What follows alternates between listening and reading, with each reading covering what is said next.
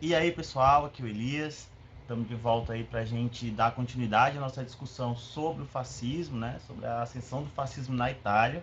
Pessoal, não deixem de fazer a leitura, tá? Leiam lá o capítulo referente a esse tema. Na aula passada a gente comentou mais o contexto, né, de ascensão desse fascismo na Itália propriamente dita, né? As consequências da crise do capitalismo, a crise de 1929 e a certa descrença no liberalismo que leva à abertura de espaço para o surgimento dessas ideologias totalitárias, como é o caso do fascismo, e comentamos também o desenvolvimento do fascismo na Itália, né, destacando ali Mussolini e o surgimento do Partido Nacional Fascista, né, e a sua chegada ao poder lá em 1922. Então, a partir de 22 você tem a chegada do Mussolini ao poder e aí o início, né, do regime fascista lá na Itália, tá bom? Então, anotem suas dúvidas, tá? Prestem atenção, façam as anotações daquilo que não ficou claro e aí vocês me enviam no Google Class para a gente poder discutir, ok? Então vamos lá para nossa aula para a gente poder começar. Eu trouxe, né, na verdade, alguma citação aqui da Hannah Arendt, né, que foi uma filósofa alemã de grande importância, tá, para o estudo, né, do nazifascismo, no caso do totalitarismo de maneira geral. Então, ela faz uma diferença muito fundamental entre a ideia de ditadura e de regimes totalitários, né? É importante entender, pessoal, que a Hannah, né, ela viveu na Alemanha, então ela viveu de perto o nazismo, então ela se tornou, né, uma referência, né, mundial no estudo desses regimes. Uma das obras mais famosas dela aí é A Origem do Totalitarismo, né, que se tornou também base para quem estuda esses temas. E então, assim, para a gente poder dar início à nossa discussão aqui sobre a ditadura fascista lá na Itália, né, a gente vai começar fazendo essa diferença entre uma ditadura comum, uma ditadura, e um regime totalitário. Qual é a diferença que existe entre esses dois modelos, né? Então, segundo a Hannah, né, o que é que ela coloca? Olha só, nos regimes ditatoriais ou tirânicos, a vontade do governante está acima da vontade da nação. A soberania do povo é substituída pela soberania do ditador. Então, aqui, no caso do regime ditatorial, se tem uma imposição da vontade de quem governa, né, independente do interesse ou da vontade da nação, do povo de maneira geral. Nos regimes totalitários, não apenas as liberdades são suprimidas, mas também a identidade de cada pessoa, a sua espontaneidade, por meio de um processo de condicionamento e de uso sistemático de instrumentos de terror. Aqui, olha só, ela já faz essa diferença fundamental, que é justamente uma característica do totalitarismo. Além de, além de haver uma imposição, né, da vontade do ditador, geralmente o ditador ele é associado ao Estado, há uma substituição, né, uma perca da identidade, vamos dizer assim, social, individual. E isso por conta dos mecanismos utilizados por esse regime. Então, não só há uma imposição da vontade, né, do ditador, mas essa vontade é, ela é suplantada aí no caso, né, nas pessoas, né, impondo uma identidade a essas pessoas é, que está em alinhamento com a ideologia dominante ou ainda com o regime totalitário a ela ligado. Né? Então, olha só, nos regimes totalitários, o governo exerce o controle total sobre a sociedade, impondo determinada ideologia pelo uso da força e pela severa vigilância dos meios de comunicação, do ensino e da vida privada. Então, é nessa situação que o regime totalitário ele se diferencia da ditadura. Então, a ditadura ela é uma imposição da vontade, né, do ditador, mas o regime totalitário ele é muito mais do que isso. Quer dizer, aqui há um controle total, daí o nome totalitário, um controle total sobre diversos aspectos dessa sociedade, né? Então, e esse controle ele leva, como ela já falou, a uma espécie de supressão da identidade individual, né, por uma identidade implantada, né, coletiva, no caso, no sentido de que ela é imposta a todos naquela sociedade e que essa identidade ela está ligada aos ideais desse regime totalitário. E como é que essa vontade ela é imposta? Por meio da força, principalmente a força violenta, né? Não é à toa que esses regimes totalitários, o nazismo, o fascismo, o stalinismo, vão usar da força, da violência e principalmente da, das forças militares, né? Então do militarismo para poder fazer cumprir essas ordens, né? Essas vontades. Então essa é uma primeira característica. E também, claro, o controle sobre, vamos dizer assim, áreas fundamentais da sociedade que estão ligadas à formação de opinião, que estão ligadas à formação de indivíduos pensantes, reflexivos, conscientes, críticos, né? Que é o caso da imprensa, no caso dos meios de comunicação e no caso da escola, né? Do ensino. Então, quer dizer, censurar a imprensa, né? Controlar aquilo que é veiculado pela imprensa, de forma a garantir que seja veiculado apenas aquilo que engrandece o regime ou que mascara as contradições do regime, né? Ou ainda que exalte os símbolos nacionais ou os sentimentos ultranacionalistas. Isso é uma coisa característica desses regimes totalitários, né? Então, se você pensa no fascismo, no nazismo, no stalinismo, todos tinham controle sobre a imprensa. E se você esticar esse leque ainda mais, trazendo para o salazarismo, para o franquismo, no caso aqui, a ditadura do Vargas, você vai ver que todos esses regimes adotaram um controle muito efetivo sobre a imprensa, né, com o objetivo de veicular apenas aquelas informações que corroboram, né, quer dizer, colaboram com o regime ali imposto, né? Então, eu já falei isso, né? Eu retorno a falar que regimes ditatoriais, autoritários ou totalitários têm geralmente problema com a imprensa, porque a tentativa da imprensa, quando você tem a imprensa livre, né? Essa imprensa, como ela é livre para publicar e divulgar aquilo que teoricamente melhor lhe interessa, pontos críticos podem ser colocados, informações opositoras, questionamentos, reflexões que podem colocar em xeque aquele domínio totalitário, aquele domínio ditatorial, né? Então aqui é um exemplo de como o totalitarismo ele é amplo. O caso do ensino da escola é fundamental, tendo em vista que é na escola que se constitui, né, a base do pensamento crítico, do pensamento racional, do pensamento consciente. Então, quando você tem uma escola livre, né, que discute de forma crítica, que pensa, que tem a liberdade, né, de ensinar, de pesquisar e de refletir, você tende a construir cidadãos mais críticos, capazes de refletir por si, por conta própria, e ter um domínio sobre si, né, e um pensamento mais profundo sobre o mundo, né? Então era fundamental que nesses regimes haja, né, um processo de imposição de uma ideologia, né, e vamos dizer assim, vedar todos aqueles conceitos e aqueles conhecimentos que de alguma forma são opositores a esse regime.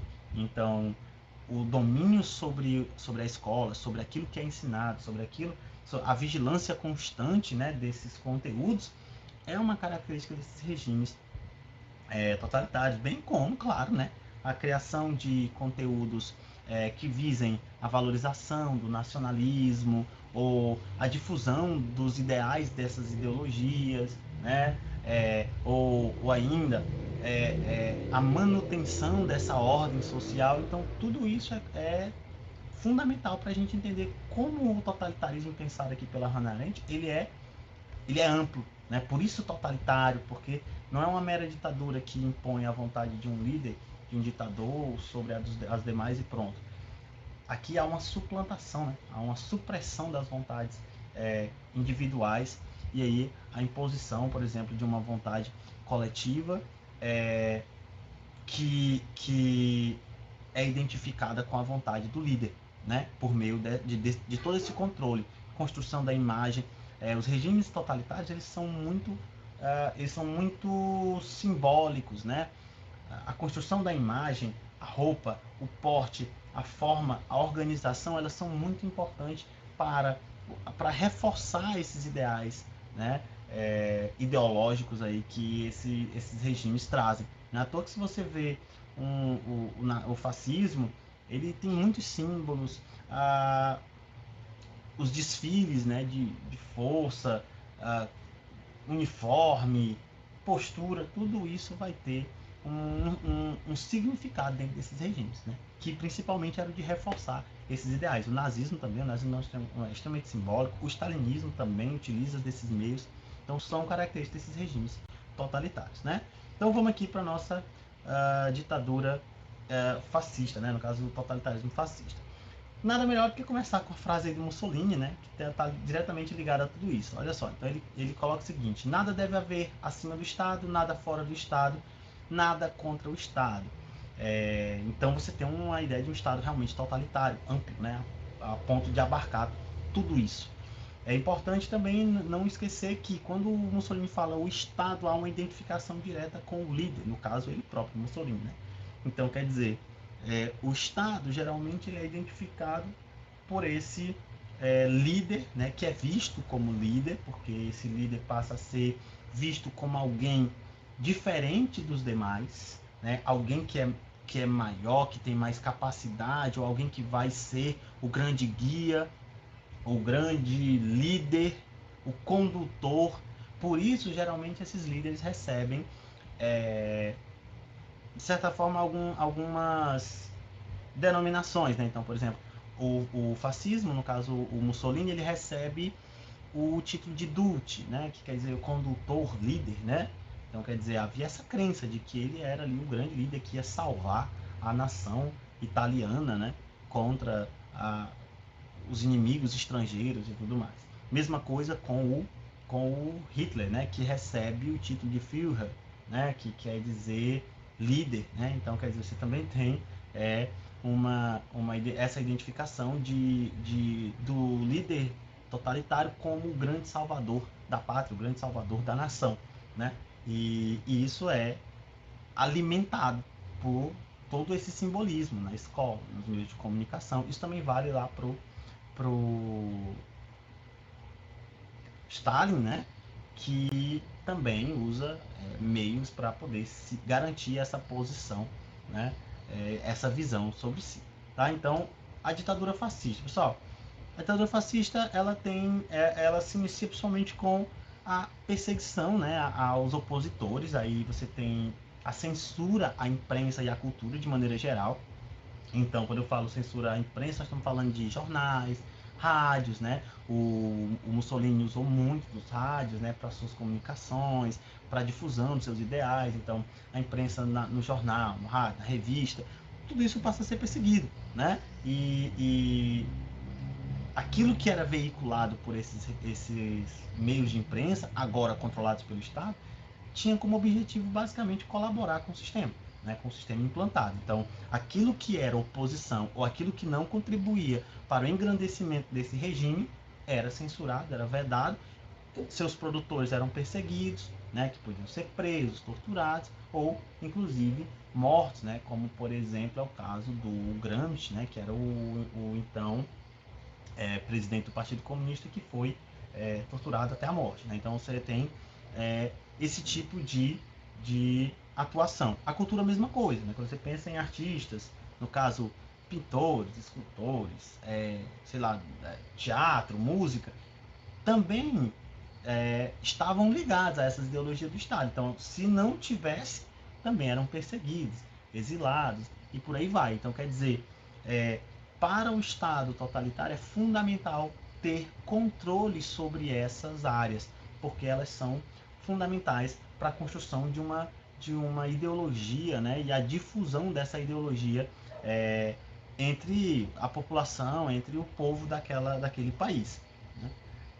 como eu falei, a prisão de líderes, né, líderes sindicais, líderes de partidos, de entidades, né, passam a ser perseguidos, presos, enfim, torturados e até mesmo mortos.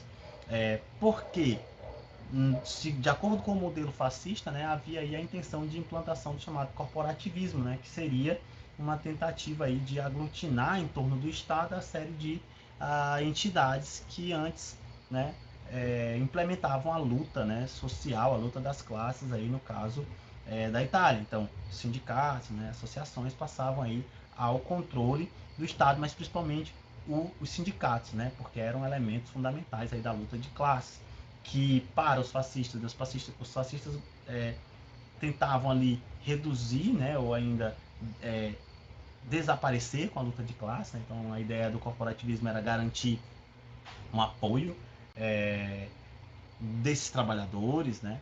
Não é à toa que você vai ter até mesmo algumas concessões de melhorias de trabalho, redução de jornada, né? Férias remuneradas e tal, e garantir a aproximação e o apoio desses trabalhadores ao ideal desse regime, né? E aí você vai ter, claro, para isso, a perseguição desses opositores, daqueles que não se enquadravam nesse modelo. A demissão de funcionários públicos não simpatizantes, então o Estado italiano ele passa a sofrer uma série de demissões em decorrência de não alinhamentos, então todos aqueles que não se alinhavam ao regime, à ideologia do regime fascista, eram demitidos, né? Eram excluídos do quadro de funcionários como forma de garantir a abertura de espaço para que novas pessoas simpatizantes do regime entrassem e passassem a executar esses cargos. Todos os partidos políticos foram extintos, com exceção do Partido Nacional Fascista, que se tornava o partido, né, fundamental aí, o partido que liderava o regime. Então, o Partido Comunista, o Partido Socialista e outras instituições políticas passam a ser perseguidas, né? Como eu falei, o Partido Comunista foi perseguido, né? O Gramsci, inclusive, foi morto, que era o presidente do partido, e por aí vai. Então, você vai ter muitos líderes políticos sendo perseguidos e tudo mais. Então aqui o Mussolini busca um aliado fundamental, que é a igreja. Então, em 1929 ele assina o chamado Tratado de Latrão, né? O Tratado de Latrão ele reconhecia a soberania da igreja sobre o território do Vaticano, porque é o seguinte: desde a década de 1860, né, havia uma disputa entre a igreja e a Itália, depois da unificação italiana, quando surgiu a Itália, né, como país, houve ali uma disputa, né, pela questão do território da igreja, né, porque a igreja tinha uma série de estados menores, reinos menores ligados à igreja, que foram anexados à Itália, e aí ficou essa briga em relação ao Vaticano, né, anexar, mas a igreja não aceitava essa anexação, e também a Itália também não reconhecia a autoridade do Vaticano sobre da igreja sobre aquela região do Vaticano. Então ficou essa querela aí, né? Nenhum reconhecia o outro. E isso, né, por quase um século, aí, quase 60 anos, depois disso é que, em 1929, o Mussolini, então, na busca de um aliado importante, no caso a Igreja Católica, assina o Tratado de Latrão, reconhecendo a independência, vamos dizer assim, né, do Vaticano. O Vaticano passava a ser soberano e a igreja tinha total poder, né, sobre aquela região, um estado independente da Itália, e a igreja passava a apoiar o regime fascista. Então foi um elemento muito importante na implantação desse regime, porque boa parte da população italiana, e principalmente aquelas mais camponesas, né, mas eram de orientação católica, né, eram conservadores, então vão ver com muito bons olhos essa aliança, né, que a igreja faz, aí, esse reconhecimento que a igreja faz do regime fascista. O regime também ele vai estabelecer uma série de intervenções econômicas que tinham como objetivo a reestruturação econômica, né, industrial da Itália, que se sentia, vamos dizer assim, prejudicada após a Primeira Guerra Mundial, né? Durante a Primeira Guerra Mundial, ela sai ao lado dos vencedores, mas no entanto não tem aquele reconhecimento que ela esperava, não conseguiu as terras que desejava, e isso vai criar esse sentimento de revanchismo, né? E aí o Mussolini, para tentar, de certa forma, restabelecer esse poder, né, econômico da Itália, vai fazer uma série de intervenções aí na economia, né, planejando uh, para garantir não só a manutenção do Estado fascista, como algum crescimento industrial. Considerado, de certa forma, muito mínimo, né, não foi um crescimento grande, mas garantiu aí a estabilidade desse regime por bastante tempo. Em 1936 você tem a criação do chamado eixo Roma-Berlim, que depois virou eixo Berlim-Roma-Tóquio, né? Que era o tratado aí, um acordo entre a Alemanha e a Itália, né? Garantindo aí uma aliança político-militar, que inclusive foi a que prevaleceu lá durante a Segunda Guerra Mundial. Né? Também é importante destacar que Alemanha e Itália também assinam o chamado Pacto Anticomintern, né? Que era o quê? Um pacto, né? Um tratado com o objetivo de perseguir, né? E conter o avanço do comunismo, né? No caso do socialismo, na Europa, né? Principalmente nos seus países. Então, o Comintern, o nome já diz, né? Que é Internacional Comunista, né? E a ideia era passar a perseguir esses simpatizantes desses regimes, os partidos políticos, as entidades, e isso vai se dar ao longo do regime fascista na Itália e também durante o regime nazista na Alemanha, tá? É importante lembrar, pessoal, que apesar de toda essa perseguição, de todo esse controle, essa tentativa de controle, existe resistência, né, dentro desses países. No caso da Itália, você tem uma resistência antifascista muito intensa, ocorrendo em diversas regiões da Itália, né? Como eu falei, não são regimes que foram plenamente aceitos, ainda que uma grande maioria da população tenha se submetido, aceitado ou simplesmente se omitido. Existe uma boa parcela que resistia, né? Que passa a denunciar os crimes desses regimes, que passam a fazer oposição a esses regimes, seja por meio das imprensas clandestinas, vão surgir também, né, movimentos armados contra esses regimes. Então tudo isso ocorre ao longo da década ali de 20, de 30 e de 40, né, até o fim da Segunda Guerra Mundial, quando esses regimes são derrotados, né? E aí você vai ter o fim desses regimes aqui, do fascismo e do nazismo, tá?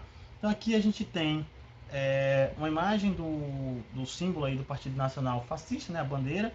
Aqui, ó, nós temos, já falei, né, para vocês, o feixe.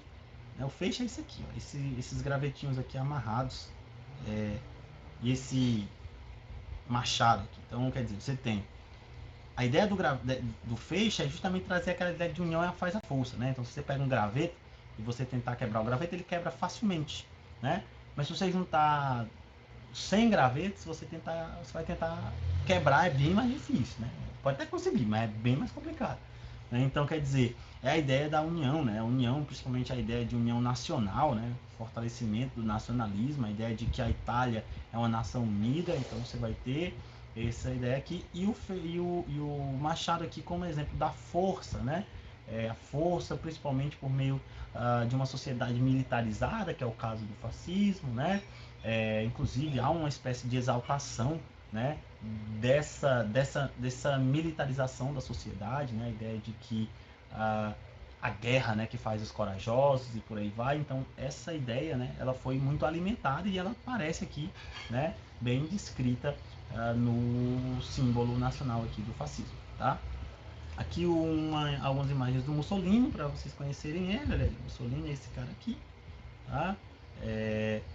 Líder aí, o Duce, né? Então é importante, pessoal, entender que, olha só, essas fotos, nenhuma delas é tirada por acaso, tá? Elas são todas imagens construídas, o próprio momento, né, no qual ela é tirada também é uma questão construída, é muito importante. Mais à frente eu vou comentar um pouco sobre a propaganda desses regimes, tanto do fascismo como do nazismo e também do stalinismo. Então, essa propaganda, ela é construída, né? A imagem do líder, né, a forma aqui, ó, os gestos, a vestimenta, a organização de tudo isso ela tem um objetivo muito claro, que é exaltar esses regimes, garantir a admiração em relação ao líder, a veneração desses líderes, né? Justamente para a manutenção desses regimes, ok? Então, tá aí. Aqui uma imagem sobre a marcha sobre Roma, né? Em 1922, quando Mussolini convoca os camisas negras a marcharem sobre Roma, com o objetivo aí de pressionar, né, o governo italiano, principalmente depois da derrota, né, nas eleições. E nós temos aí, a partir daí, né, o Vítor Emanuel convoca o Mussolini para fazer parte do governo e torna ele primeiro-ministro, dando início aí ao governo fascista, né? Porque no caso lá, o primeiro-ministro é quem governa de fato, tá? Então, é isso, pessoal. Eu espero que tenha sido claro, tá? Qualquer dúvida ou questionamento ou comentário, manda para mim lá no Google Class, eu vou responder assim que possível e assim a gente vai dialogando, tá? Não deixem de fazer. Bom, então, muito obrigado por assistir e até a próxima.